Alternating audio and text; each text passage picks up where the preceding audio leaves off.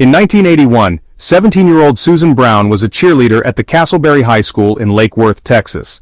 On January 23, 1981, at 6:50 p.m., she received a call while alone at her home. The caller asked if Ed was there. Ed was the name of Susan Brown's father. Back in 1981, when people had actual phone books, you could find someone's name, address, and phone number in the phone book. Susan told the caller her dad wasn't there and he hung up. Later, while Susan was on the phone with her sister, she heard the front door open and then shut. She walked towards the door to see what was going on. There she saw a man standing there with no shirt, no shoes, and ripped faded jeans. A nylon stocking covered his face. Terrified, Susan let out a blood-curdling scream. The guy ran towards and hit her so hard in the face that she fell to the ground. Next, he started ripping her cheerleader outfit off her. Susan managed to escape and ran through her kitchen into the dining room. Before she made it to the dining room, he cut her off and knocked her down again. Then he dragged her into the living room and behind the couch. There, he pulled her underwear down, exposing the maxi pad she was wearing as a result of her being on her period. At this point, Susan, being a girl of faith, began praying out loud. She prayed, "Please God protect me, please God don't let him make me pregnant, please bring an angel and protect me." She repeated this while he tried to SA her. However, the man couldn't get an erection. As a result, he began rubbing her all over. Susan could tell this guy's PP was extremely small. Eventually, after repeated rubbing, he climaxed on top of her. Afterward, he told her to turn over and keep still as he walked out the door. After the man left, Susan ran and locked the door. She peeked out the front window and saw that the guy parked his car in front of a vacant lot down the street. She called the police. When the police arrived, she described her assailant's car as a dark Buick Regal. In addition, she told the police the man had a small PP and musky body odor. Susan described him as being Caucasian, 5'8" to 5'10", and weighing 140 to 150 lbs. The police had no suspects and no leads in the case. Wesley Miller attacks Lynn Vosberg. The morning of November 11, 1981 was a typical morning for the Vosberg family in Saginaw, Texas. 19-year-old Lynn Vosberg's parents left for work and her siblings left for school before 8:15 a.m. Lynn stayed home in bed. Around 8:20 a.m., Lynn's phone in her bedroom rang. She had her own separate line and phone number than the rest of her family. When she answered the phone, a man asked her if a random name lived at her house. She told him that no such person lived at that address and hung up the phone. About 2 minutes later, the family telephone rang. It was the same guy asking if a different person lived at the house. Once again, Lynn told him no one lived there by that name. Eventually, Lynn fell back asleep.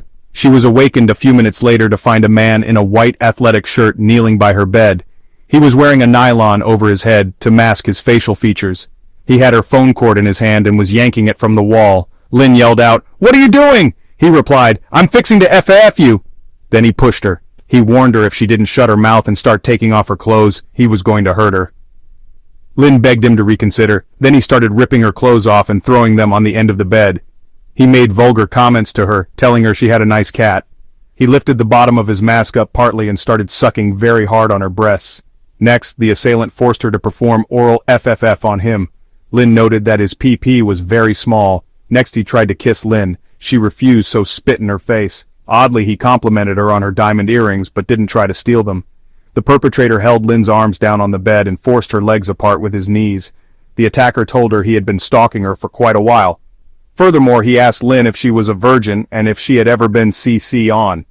When the rapist was finished, he made Lynn roll over onto her stomach and told her not to move.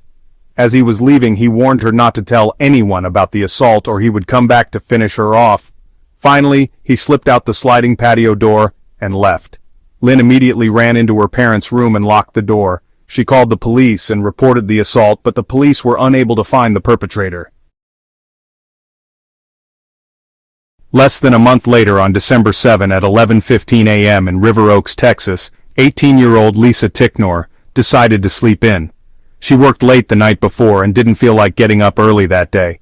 Lisa lived with her mother, who had a degenerative disease, hindering her mobility. It also caused her to have spells of confusion and disorientation. That morning, her mother was sitting in her den, as she normally does. The two women had a housekeeper who helped care for Lisa's mother, but she was gone running an errand. While Lisa was asleep, someone entered the house through the carport wearing a red mask with a nylon over it. Lisa awoke to see the man running and then jumping onto her bed. At first she thought it was a sick prank of one of her friends, but then the man started strangling her. He pinned her down and opened her bathrobe, exposing her BB and underwear.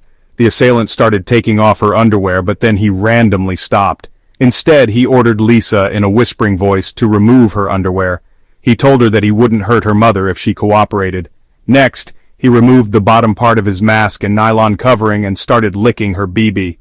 While he did this, he undid his pants and tried to RP her.